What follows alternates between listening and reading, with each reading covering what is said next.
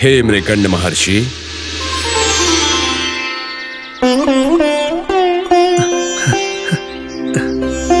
तुम्हारी भक्ति से मैं प्रसन्न हूं। तुम्हारी निष्ठा बहुत ही कठिन है। तुमने मुझ पर विश्वास रखा, इसलिए तुम्हारा संकल्प पूर्ण हुआ। तुम्हें जो चाहिए मांग सकते हो। दया सिंधु दीन बंधु परम पावन परमेश्वर, पुत्र संतान पाने के लिए मैंने और मेरी पत्नी ने कितने व्रत और पूजन किए, ये तो आपको ज्ञात ही है परमेश्वर। हे परमेश्वर, हम पर कृपा करके पुत्र संतान प्राप्ति का वरदान दे तथा हमें नरक में जाने से बचाएं प्रभु। तुम्हारी तपस्या से मैं बहुत प्रसन्न हूं। तुम्हारी इच्छा के अनुसार तुम्हें पुत्र संतान की प्राप्ति होगी, किंतु स्वामी, तुम्हें वरदान में संतान प्राप्ति अवश्य होगी, परंतु साधारण मनुष्य हो या महामुनि, वरदान तो योग्यता के अनुसार ही दिया जाता है। अगर तुमने मेरी कठिन शर्तों का पालन किया तो तुम्हारी इच्छा अनुसार तुम्हें वरदान अवश्य मिलेगा। हे देव, एक और वरदान देकर दूसरी ओर नियम रख रहे हैं, ये कैसा न्याय है? हम पर कृपा करें स्वामी। विधि लिखित को कोई बदल नहीं सकता। जो होना है वो होकर ही रहेगा। आपकी आज्ञा सिरोधार्य है प्रभु। शुभम। मृकंड, मेरे शब्दों को श्रद्धा और ध्यान से सुनो, तदनंतर उचित निर्णय लो।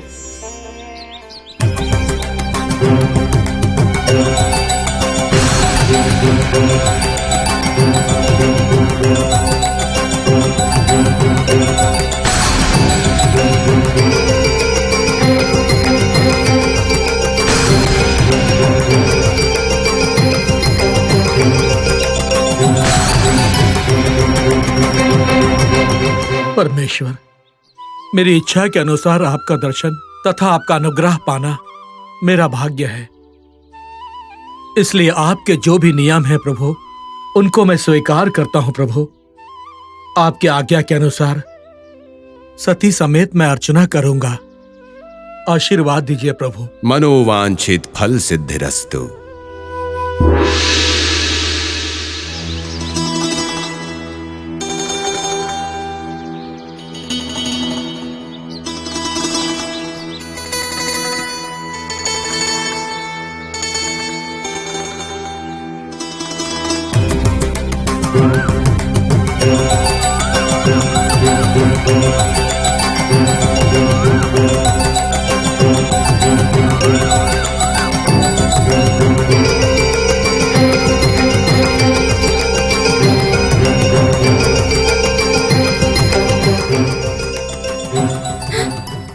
स्वामी, आपको ईश्वर के दर्शन हुए क्या?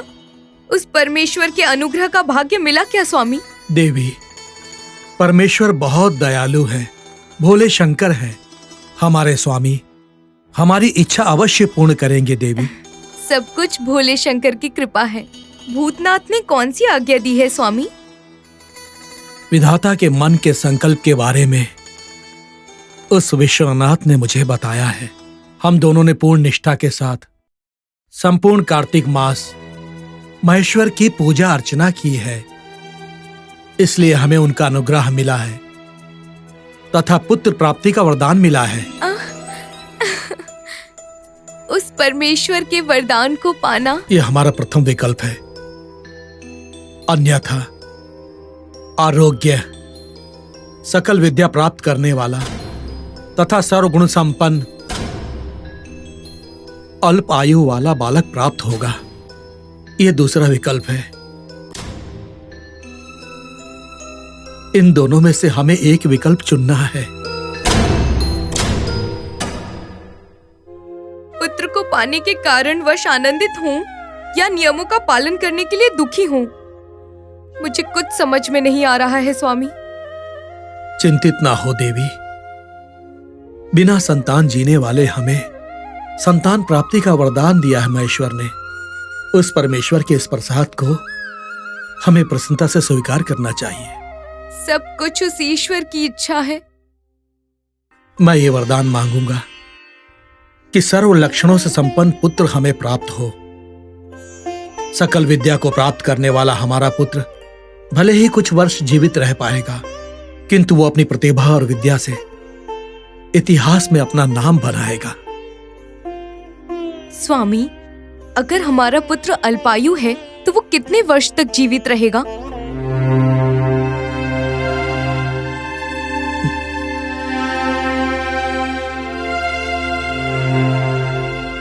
केवल 16 वर्ष ही जिएगा।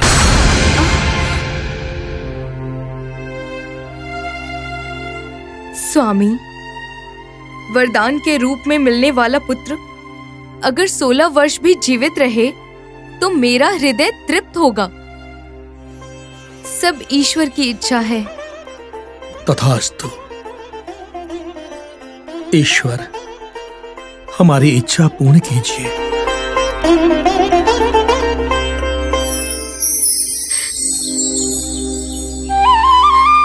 इस प्रकार तुम्हारे भविष्य के बारे में बिना सोचे हमने वो वरदान स्वीकार किया था,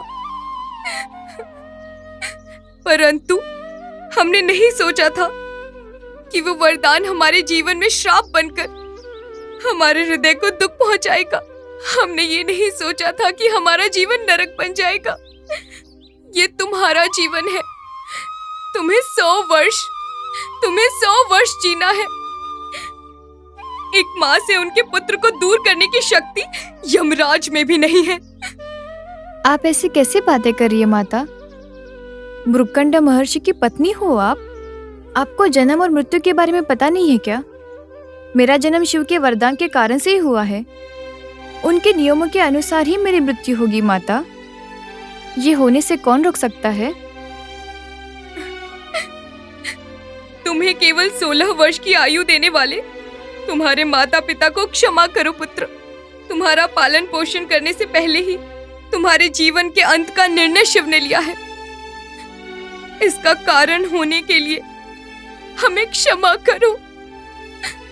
माता, मैं उस परमेश्वर से जाके ही पूछूंगा। मार्कंडे,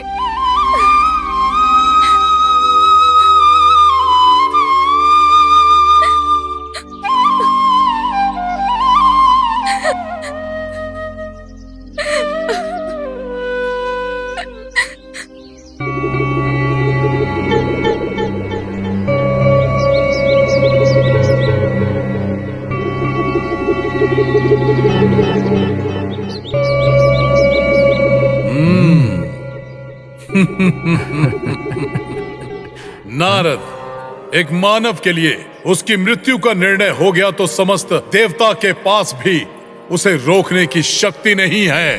पर उसने कहा एक रास्ता है। किसने? मार्कंडेय ने। उसने कहा था उसे जन्म देने वाला ही उसे बचाएगा। नारद महर्षि, कदाचित मानवों के साथ घूमने फिरने से उनका अल्प ज्ञान आपको आ गया है।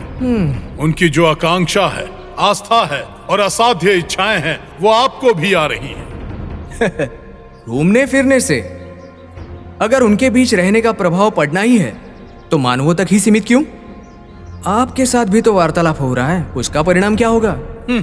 इन सब बातों से क्या लाभ? मृत्यु के आने के समय सब लोग परमेश्वर से प्रार्थना करते हैं। अगर ऐसे प्रार्थना करने वाले सभी को बचाने लगे तो उस परमेश्वर को समस्त जीवों को अमर बनाना पड़ेगा।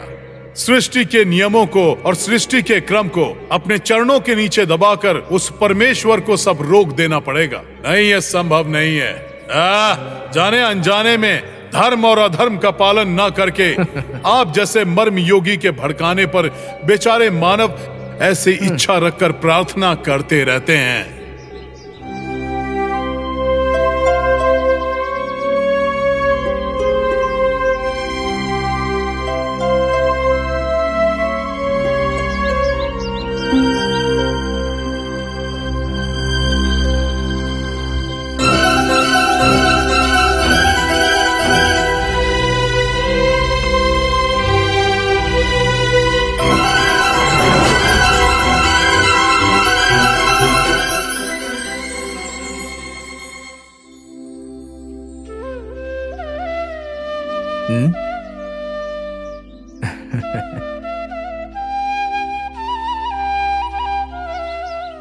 मार्कंडेय, कहाँ जा रहे हो पुत्र? उस भगवान के पास। अर्थात? मुझे जन्म देने वाले उस परमेश्वर से मुझे ये पूछना है कि उन्होंने मुझे जन्म क्यों दिया। तुम्हारे पूछने से वो उत्तर दे देंगे क्या? मेरे प्रश्न का उत्तर देने के लिए पूछने में क्या जाता है, एक बार पूछ के देखता हूँ। क्या तुम जानते हो कि शिव कहाँ है? उन्हें कहाँ ढूंढोगे? इतने दुखी क्यों हो पुत्र? मेरी मृत्यु होने वाली है ना। केवल तुम ही नहीं, हर किसी को कभी न कभी मरना ही है। सबके जीवन में मृत्यु एक रहस्य की तरह अचानक से आता है। उनको नहीं पता उनकी मृत्यु कब होगी, इसलिए तो तब तक आनंदी रहते हैं। परंतु मुझे पहले ही पता है कि मेरी मृत्यु कब होगी। तुम्हें इसके बारे में किसने बताया? मेरे पिताश्री को स्वयं ईश्वर ने बताया है। मुझे ही ऐसी मृत्यु क्यों आई है? मैंने ऐसे क्या पाप किया है? अगर मुझे पहले ही पता होता तो ये मृत्यु नहीं, ये जन्म लेने से भी मना कर देता। तुम्हारा जन्म तुम्हारे हाथों में नहीं है और ना ही तुम्हारी मृत्यु। जब चाहे आने के लिए और जब चाहे आने से इनकार करने के लिए। जीवन और मृत्यु तुम जैसे बच्चों के द्वारा खेला गया कोई खेल नहीं है पुत्र। खेल जिसका भी हो, अहित तो मेरे हृदय को ही हो रहा है ना। ओहो, तो तुम्हें अपने मृत्यु का भय लग रहा है? अपने मृत्यु के भय से भगवान को ढूंढ रहे हो क्या? मेरा ये दुख स्वयं के लिए नहीं है, मेरे माता पिता के लिए है। सदैव मेरी माता ने मुझे हाथों से खिलाया है। मन में एक छोटी इच्छा रखकर अनेक सपने देखे हैं मेरे माता ने। मेरे पिताश्री ने मुझे सारे शास्त्रों के बारे में बताया है, परंतु मृत्यु के बारे में नहीं बताया। तभी मुझे कुछ समझ में नहीं आ रहा था। मैंने उनसे प्रश्न किया कि मुझे मना क्यों कर रहे हैं। मेरे अज्ञान के कारण से उन्होंने मुझे नहीं बताया। जो हुआ उसके बारे में सोचकर दुखी हो जाओगे तो अपना भविष्य ही नहीं, अपने वर्तमान को भी खो दोगे। खो दूंगा मैं। ये प्रेम और आपुलकी, ये स्नेह और बंधुत्व, वृक्ष और पौधे, हवा और पानी, ये सब खोने से मैं भयभीत नहीं होता हूँ। वो सब कहीं नहीं जाएंगे, वो सब जहाँ है वही रहेंगे। पर मैं नहीं रहूंगा, आप यही कहना चाहते हैं ना? पुत्र मार्कंडे, कहाँ हो पुत्र? शीघ्र आओ, मैंने तुम्हारे लिए अल्पाहार बनाया है। शीघ्र आओ पुत्र, शीघ्र आओ। सुना क्या? आपने सुना क्या? वो मेरी माता है। पता नहीं कैसे मुझे भूख लगने से पहले उन्हें पता चल जाता है। मुझे पेट भर के भोजन खिला देती है। मुझे आसमान में तारे दिखाते हुए अपने गोद में सुला देती है। मुझे पता नहीं आसमान कितना बड़ा है, परंतु मेरी माता का हृदय उससे भी बड़ा है। क्या आप जानते हो माता के हृदय के बारे में? केवल आकाश ही नहीं, जगत में सबसे विशाल है माता का हृदय। क्या तुम एक बात जानते हो? मेरी माता होती तो अच्छा होता, माता की गोदी में खेल सकूं तो अच्छा होता। यही सोचकर साक्षात हम सभी को बनाने वाले ब्रह्मदेव भी अपने पुत्र से यही बात कहकर दुखी होते हैं। मैं अपनी माता को हर दिन कहता हूँ, मुझे हर दिन सुलाने के समय लोरी सुनाती हो ना, मुझे आनंद से सुलाती हो ना, तो मेरे मृत्यु के समाचार को सुनकर दुखी क्यों होती हो? ये मृत्यु नहीं है, ये भी एक गहरी निद्रा समझो। ऐसा कहकर मैंने उन्हें ये समझाने का बहुत प्रयास किया। मुझे हंसते हुए दूर करने के लिए उनसे रोते हुए विनती की है मैंने। भोली है मेरी माता, मेरी बात मानने के लिए तैयार ही नहीं है। तुम्हारी मृत्यु नहीं होगी ये कहकर मुझे अपने गले लगा लेती है। क्या वो भोली माँ ये नहीं जानती कि जन्म और मृत्यु का निर्णय मेरे हाथ में या उनके हाथ में नहीं है? भले तुम्हारी मृत्यु को रोकना तुम्हारे हाथ में नहीं, किंतु तुम्हारे जन्म की वजह बनकर तुम्हें मृत्यु देने वाले को प्रसन्न करना तुम्हारे ही हाथों में है पुत्र। मन से सोचोगे तो रास्ता मिल जाएगा। त्रिलोक संचारी नारद की सलाह मांगने के लिए तुम अपने पिताश्री से कहो, तुम्हारा भला ही होगा। प्रणाम मुनिवर।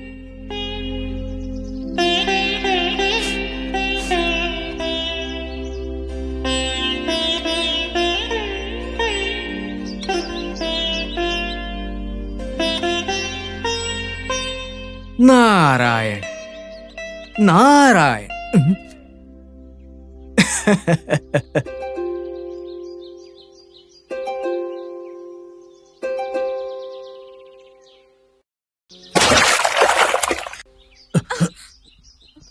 हाँ?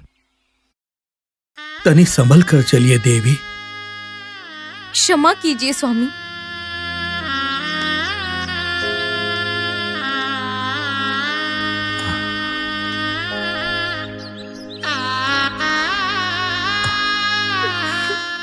आपकी व्यथा को मैं समझ सकता हूं, किंतु यदि हम देव निर्णय का विरोध की इच्छा करेंगे तो हमें निराशा ही मिलेगी, हमारी इच्छा पूर्ण नहीं होगी। स्वामी, मातृत्व पाने की इच्छा रखना अपराध है क्या? अपने पुत्र की सफलता को देखकर प्रसन्न होना अपराध है क्या? कोई ये नहीं कहेगा कि पुत्र की भलाई चाहने वाली माता अनुचित है, किंतु ऋणान बंध रूपेण पशुपति सुदालय, इसका अर्थ है कि कृपा के अनुसार ही ये दुनिया आगे बढ़ती है। हमारे पुत्र से हमारा बंधन तब तक है जब तक कृपा है।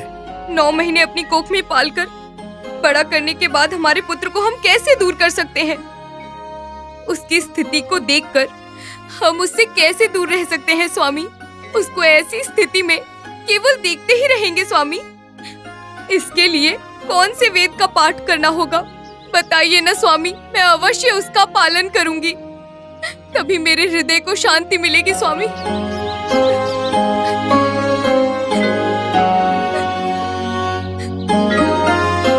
आप नहीं समझ सकते स्वामी, नहीं समझ सकते।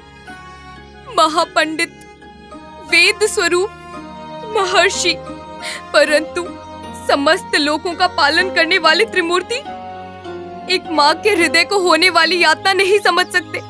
कदापि नहीं समझ सकते कि एक माँ को कितना भारी कष्ट होगा और कितने जन्मों तक रहेगा जब उनके नेत्रों के समक्ष उनके पुत्र की मृत्यु हो जाएगी। क्या आप श्रेष्ठ धर्म पर प्रश्न उठा रही हैं?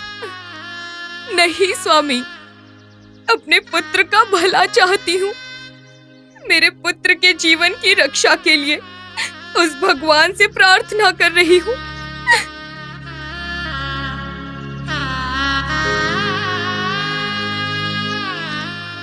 महर्षि, हमारे पुत्र की रक्षा के लिए कोई उपाय नहीं है क्या? स्वामी, हम अब तक ये सोचकर प्रसन्न थे कि अपने भाग्य के कारण ही हमने परमेश्वर से संतान का वरदान पाया, परंतु जैसे जैसे हमारे पुत्र की मृत्यु का समय आ रहा है, हमें यह समझ में आ रहा है कि वरदान नहीं था। ये हमारे लिए अत्यंत दुविधा की बात है। हमारे पुत्र की मृत्यु को देखकर हम जीवित नहीं रह सकते स्वामी। स्वामी, मेरे माता पिता के द्वारा मिले इस शरीर पर मेरा कोई अधिकार नहीं है, परंतु मेरे लिए मेरे माता पिता को इतना दुखी देखना ये मेरे मृत्यु से भी ज्यादा दुखदाई है।